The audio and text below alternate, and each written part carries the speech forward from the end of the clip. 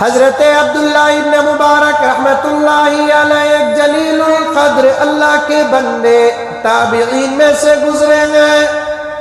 ایک مرتبہ حج کے ارادے سے اپنے غلام کے ساتھ نکلتے ہیں. تھوڑی دور پہنچ جاتے ہیں. ایک گاؤں سے گزر ہوتا ہے جس گاؤں کے بالکل کنارے ایک کچرے کی ٹٹی پڑی ہوئی ہے. پورے گاؤں کے لوگ وہاں آ کر پورے اپنے گھر کا کچرا ڈالتے ہیں. حضرت عبداللہ ابن مبارک رحمت اللہ علیہ دیکھتے ہیں کہ ایک آدمی مری ہوئی مرغی لا کر ڈالتا ہے.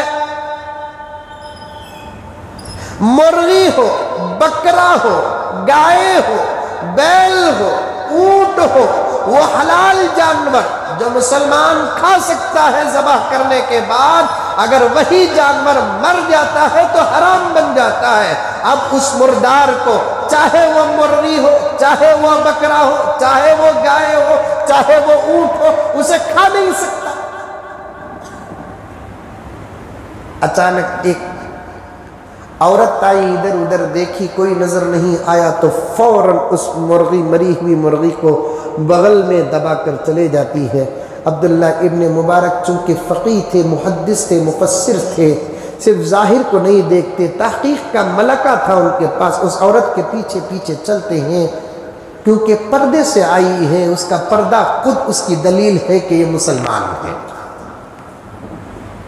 میرے پاس وقت نہیں ہے، مضمون کھل جاتا ہے.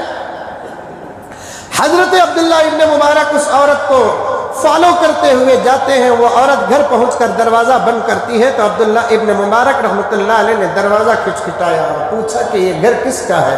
اس نے کسی مسلمان کا نام بتایا جو اس کا شوہر تھا یا اس کا باپ تھا. پھر اس حضرت عبداللہ ابن مبارک نے کہا ابھی میں نے دیکھا کہ تو کچرے کی ٹٹی سے ایک مری ہوئی مرغی لے کر گئی. میں تجھے معلوم ہونا چاہیے ہم محمد کے غلام ہیں، شریعت کے باشندے ہیں، اللہ کو ماننے والے ہیں. ہمارے لیے ہر اعتبار سے مسائل ہے. حلال اور حرام کی تمیز ہے. یہ تمیز تمام اعمال کی جڑ ہے. جو مسلمان حلال اور حرام کی تمیز نہیں کرتا اس کا ایمان ہمیشہ خطرے میں رہتا ہے.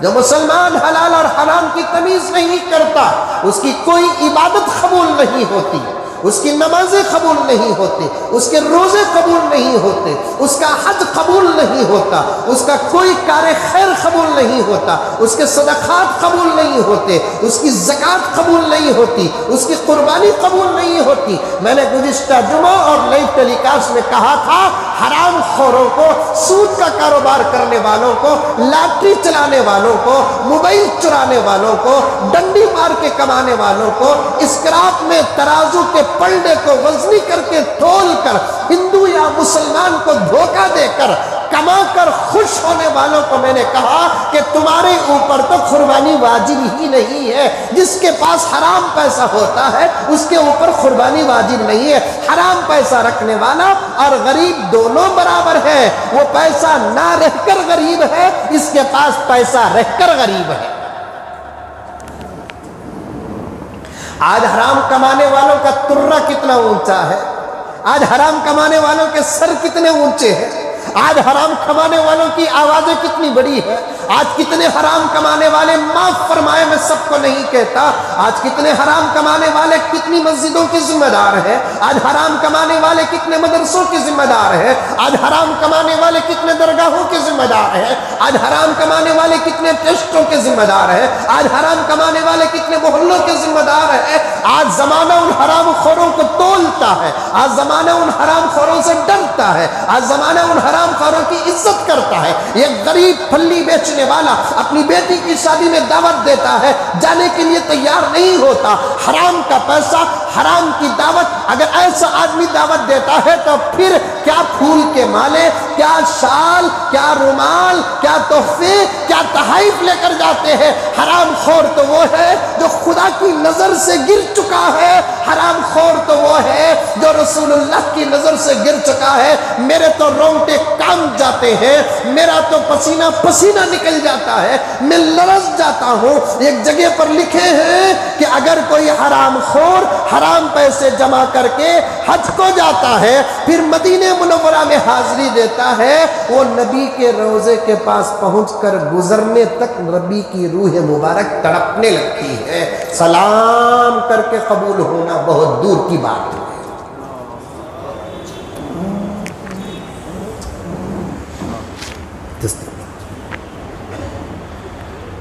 حرام حرام ہے، اس سے بچو۔ کچھ عنوانات ایسے ہیں مسلمانوں جس کا ایک چھوٹا سا ٹچ بھی میں کر دیتا ہوں تو پورے اندر غرق ہو جاتا ہوں۔ حرام سے بچو۔ مسجدوں کو حرام پیسہ نہ دو، مدرسوں کو حرام پیسہ نہ دو، درگاہوں کو حرام پیسہ اور عرسوں میں حرام پیسہ نہ دو۔ گرچہ کہ میں عرس کا قائل نہیں، درگاہوں کے چندوں کا قائل نہیں، لیکن اولیاء سے محبت ہے اس لیے کہہ رہا ہوں کہ حرام پیسہ درگاہوں کو نہ دو۔ کتنے حرام خور ایسے ہوتے ہیں جو اولیاء کی محبت میں حرام کے محضوں میں بڑے بڑے گنبد بنا دیتے ہیں، آپ کے حرام کے پیسوں کے سائے ولی کو سونے کا موقع دے رہے ہیں۔ خدا کی قدرت سے یہ بعید نہیں کہ اللہ تبارک و تعالیٰ اپنے نیک بندے کو اس قبر سے نکال کر مدینہ یا مکہ بھی اس کی روح کو پہنچا سکتا ہے، مکہ یا مدینہ بھی اس کی روح کو پہنچا سکتا ہے۔ عبداللہ ابن مبارک رحمت اللہ علیہ نے اس سے کہا کہ اماں وہ کون سی مجبوری ہے تو حرام کھانے پر مجبور ہو گئی؟ اس ماں نے کہا کہ بھائی جان میں بیوہ ہوں، یہ میرے سامنے کھڑے ہوئے چھوٹے چھوٹے بچے یتیم ہیں، ہماری بیوگی اور ہماری یتیمی سے پورا خاندان بے پرواہ ہو چکا، ہماری بیوگی اور ہمارے بچوں کی یتیمی سے پورا محلہ بے پرواہ ہو چکا، کوئی ہمارا پرسان حال نہیں۔ محنت کر کے میں بڑی مشکل سے میرے بچوں کا پہلے پیٹ پالتی ہوں، کچھ بچ جاتا ہے تو میں کھا کر زندگی ہوں۔ کئی دن سے میرے نادان بچے جو عقل سے باہر، سمجھ سے باہر، ماں باپ کے حالات اور قواعد سے باہر، کیونکہ بچوں کو نہیں معلوم ہوتا۔ کروڑ پتی کا بچہ اپنے کروڑ پتی باپ سے جو ڈیمانڈ کرتا ہے، غریب بچہ بھی اپنے غریب باپ سے وہی ڈیمانڈ کرتا ہے۔ وہ یہ نہیں دیکھتا کہ اس کا باپ کروڑ پتی ہے اور میرا باپ غریب ہے، وہ یہ دیکھتا ہے کہ اس کا اگر وہ باپ ہے اس کے اندر شفقت ہے تو میرے باپ کے اندر بھی شفقت ہے، میرے باپ کے اندر بھی شفقت ہے۔ میرے بچے کئی دن سے گوشت کا مطالبہ کر رہے تھے، میرے پڑوس میں مرغیاں پلتی، پڑوس والوں نے کل رات بات کیا کہ مرغی مر گئی۔ میں صبح سے اس بات کا انتظار کر رہی تھی کہ پڑوس کے گھر سے مری ہوئی مرغی کب پھینکی جائیں گی اور میں وہ اٹھا کر میرے بچوں کو کھلا دوں۔ عبداللہ ابن مبارک نے دیکھا پیغمبر کی امت اتنی پریشان اور میں حج کو جاؤں، پھر اللہ تعالیٰ موقع دے میں حج کو جاؤں۔ غلام سے کہا کہ واپس ہم کو ہمارے شہر جانے کے لیے کتنے پیسوں کی ضرورت ہے؟ ہمارے پورے سفر کے پیسوں میں سے اتنے پیسے نکال کر بقیہ پورے پیسے اس غریب بیوہ و یتیم کو دے دو، نیت پر اجر پر یہ واقعہ پیش کر رہا ہوں۔ غلام نے کہا کہ حضرت حج کا ارادہ کر لیے ہیں تو پھر واپس کیسے؟ دیکھا جائے گا، تو فقیہ ہے کہ میں فقیہ ہوں، تو فقیہ ہے کہ میں فقیہ ہوں۔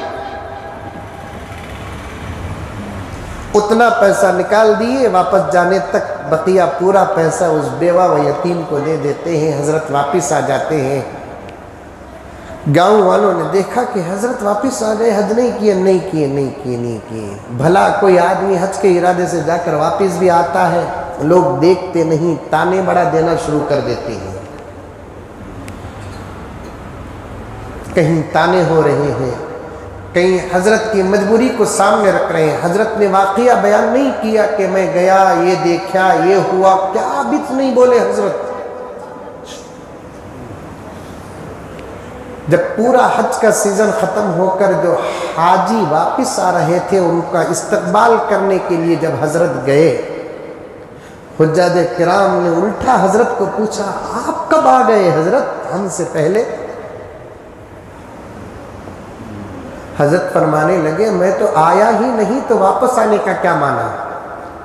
حاجیوں نے کہا کہ حضرت خدا کی عزت اور اس کے جلال کی قسم ہم نے طواف کرتے ہوئے اپنے آنکھوں سے آپ کو دیکھا ہے، ہم حج کر چکے ہیں، ہم جھوٹ نہیں بولتے، ہم قریب ہونا چاہتے آپ تیزی سے آگے بڑھ جاتے، ہم نے میدان عرفات میں ایک مقدس جماعت کے بیچ آپ کو دعا کرتے ہوئے دیکھا، ہم نے میدان منی میں آپ کو دیکھا، مزدلفہ میں ہم نے آپ کو دیکھا، اور ہجوم کے بیچ میں ہمارا عمل کرنا مشکل ہوتا لیکن وہاں آپ بڑی آسانی سے عمل کرتے ہوئے ہمیں نظر آتے۔ ہم یہ سوچ کر افسوس کرتے کہ اے کاش عبداللہ ابن مبارک کا دامن ہمارے ہاتھ میں ہوتا، ہم بھی وہاں بڑی آسانی سے پہنچ جاتے جہاں عبداللہ ابن مبارک پہنچے۔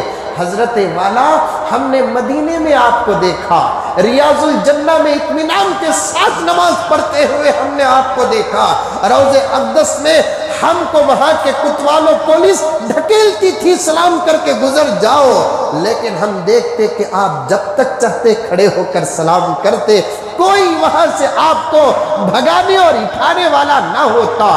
حضرت پھر کہتے ہیں کہ آپ حج نہیں کیے، جھوٹ کیوں بولتے ہو؟ چھپانا عبادت کو ثواب تو ضرور ہے لیکن اتنا بھی نہ چھپاؤ۔ عبداللہ ابن مبارک نے فرمایا بھائی جس خدا کی قسم کھا کر تم کہتے ہو کہ مجھ کو تم نے وہاں دیکھا، اسی خدا کی قسم کھا کر میں کہتا ہوں کہ میں بھی حاضری نہیں دی۔ اسی 605 میں واپس آ گئے اور رات کو سوتے ہیں، عبداللہ ابن مبارک خواب میں فرشتے کو دیکھتے ہیں، اللہ کا فرستادہ تھا، اللہ کا بھیجا ہوا فرشتہ تھا، عبداللہ ابن مبارک کو بشارت دینے کے لیے آیا تھا۔ فرشتہ کہنے لگا اے عبداللہ ابن مبارک اللہ نے آپ کو سلام بھیجا ہے، آج کے بعد آپ حج کا انکار نہ کرو۔ آپ نہیں گئے لیکن یہ غریب بیوہ اس کی مدد کرنا اللہ کو اتنا پسند آیا، یتیم بچوں کی مدد کرنا اللہ کو اتنا پسند آیا، آپ تو نہیں گئے۔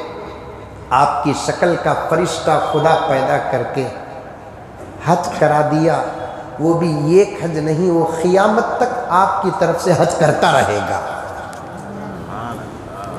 قیامت تک وہ آپ کی طرف سے حج کرتا رہے گا۔ جو حضرات اس سال اور اس سے پہلے والے سال پورے حج کا ارادہ کر چکے وہ حج کو نہ گئے، وہ مایوس ہونے کی ضرورت نہیں ہے۔ 2 سال سے تم لوگوں کو بغیر پہنچے حج کا ثواب مل رہا ہے۔ کیا معلوم کہ عبداللہ کی شکل کا فرشتہ وہاں طواف کر رہا ہوگا، ختیجہ کی شکل کا کوئی فرشتہ وہاں طواف کرتا ہوگا، عبد الرحمن کی شکل کا کوئی فرشتہ وہاں طواف کرتا ہوگا، عرفات میں حاجیوں کے ساتھ شریک ہو کر ہماری طرف سے وہ دعا کرتا ہوگا، مینا میں اللہ کے پاس دعا کرتا ہوگا۔